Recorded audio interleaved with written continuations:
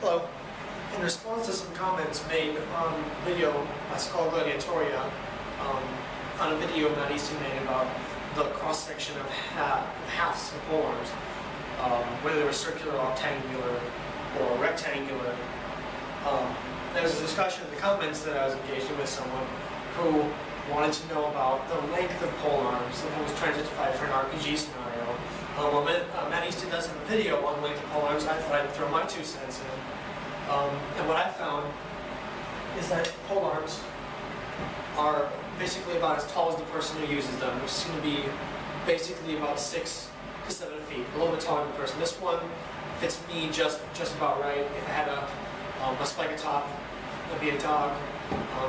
It'd be a bit taller, but right about here. It's not perfect, but it's the longest dowel I could find at the hardware store. Basically, this is 6-foot dowel, so you can see where I stand on here. I'm a bit shorter, about, well, I don't know, 4 inches, something. I'm not the tallest guy, but between the 6 and 7 foot range, it's we see a lot of them, whether it's in art, the treatises, or historical examples of surviving halberds and poleaxes. That's the range they generally fall into.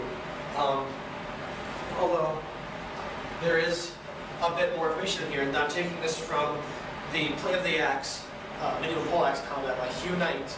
This is a really nice book. If you were looking to get into poleaxe combat, I would highly suggest this. Hugh very clearly lays out everything you need to know about learning how to use the poleaxe from the footwork, everything basic, the fencing principles, into, you know, the really advanced techniques. And he's talking about what length the poleaxe was, historically. He says, the proper length of the poleaxe, if there is any such thing, is difficult to establish. Anglo says, and references an article by someone named Anglo, but Monte, in 1509, declares that the axe up to its hammerhead should be 1 hand longer than the man using it. If to this we add length of the dog, then something well over 6 feet would have been in order. And he later says, clearly, some illustrations, including those in Fiore, Talhofer, and Friedel, tend to confirm that poleaxes were generally about the length of the man wielding them. But there is no consistency in this matter, and their illustrations suggest lengths intermediate between this and the much shorter one-handed axe or hatchet. So there is variation on this.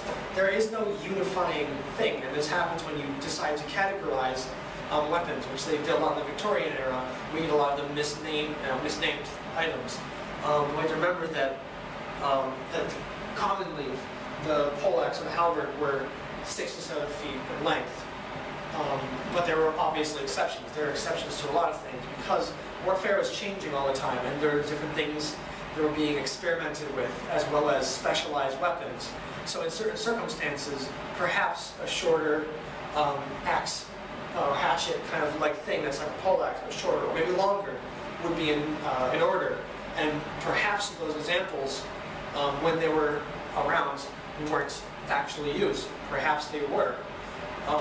And those things like that we have to consider, because there's all sorts of different weapons. There's nothing homogeneous about them. There's no just one kind of poleaxe.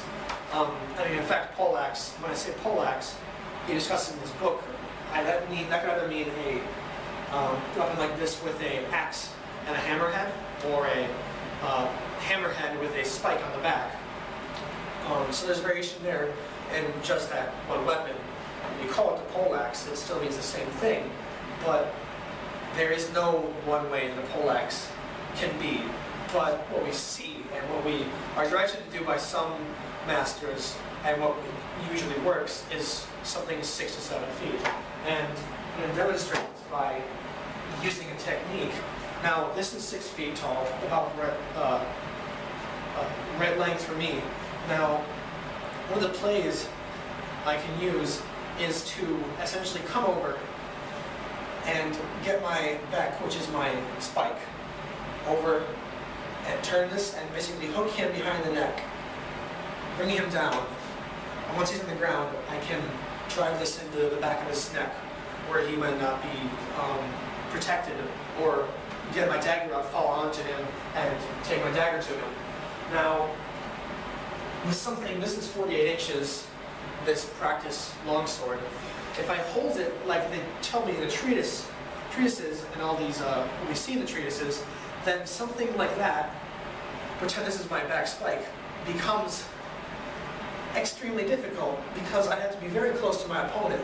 I mean, at this point, I have to get his helmet and his neck, and if he has what kind of helmet he has, he might have something that sticks out the back.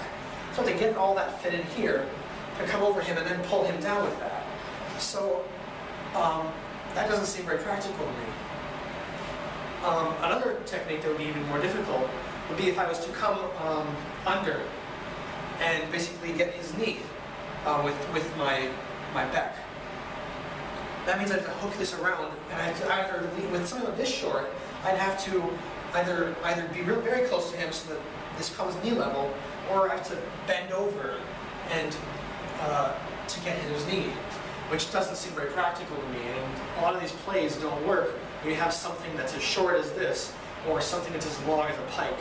To be an extreme example, wouldn't work. But potentially, say if I held at this end, I could do something much like that without too much trouble, and the knee wrench without too much trouble. But then I'm losing anything I can do with the cue, which is the other end of the spike. I couldn't perform such things as a displacement with my cue, like this, where I snap up and I can break, not break, I snap up and I can put aside his attack, whatever it might be. If I choke up on this with a shorter poleaxe, and because it's shorter, then I can't do that. I limit myself greatly in what I can do with the poleaxe. So that's just my take on it, and of course, I like to back myself up with examples and information. So there was just one source I can cite, and a few things why I think the poleaxe, when used historically in the Hemocene, if we're going to be doing things based off of anything we know, they should be about 6 or 7 feet, depending on how tall a person is, in order to replicate what we see in the manuals and the art and everything else. Now, the following clip is, I went to the Castle Rock Museum today, a very nice museum in Alma, Wisconsin. They have a lot of different arms, all the way from the Romans and the barbarians of that period in time, all the way up to into the 18th century, even Renaissance, and past that. A great little museum. If you are ever in the area of Alma, Wisconsin, it's a southern Minnesota sort of deal, down by the little thing that comes back out there. That's where about it is. If you're in the area, I would encourage you to go, because not only is it a very fascinating museum with a lot of really interesting pieces, but for people like me that practice HEMA or any other kind of WMA thing, it's really, really helpful to be able to actually see these things that we study, as opposed to just reading about them and thinking in our head, what would that look like? It's really nice to be able to actually see it in person. It brings it that much closer to reality when you actually get to see it. And I got to hold a halberd. It just brings this understanding that you can't get when you're doing with things like this, which is simply a weighted dowel, or you look at it in videos and pictures. It really helps. So if you ever in this area, it's called Castle Rock Museum, or if you have any other museum wherever you live or practice, I'd encourage you to bring maybe even your friends to go to wherever you can to see some of these pieces. It really helps. Here's an example of a 1550s to 1650, somewhere around there, area halberd, of Germanic origin, but coming from a Swiss design. This one, as you see, I'm about a 6 foot tall person, a little bit under, and this one goes out about another foot or so. So this is within that range of 6 to 7 feet, which is recommended for all sorts of things, but like Hunite recommends it to be 6 or 7 feet tall. So this one is a good example of that. This one, contrary to what the video, well, not really contrary, and Windsor very much says that not all of them are like this, but as you can see, this haft is round. Up here it's not, because of course it has to be mounted and it has these languettes. But I'm told that this one is likely an original, I don't know for sure, but that's what I'm told by the man who collects these. So here's an example of one that is round. But other ones over there have the rectangular hats, whether they're replaced or not, I don't know, but an example of one. And this is a pretty typical design. Right next to me, first of all.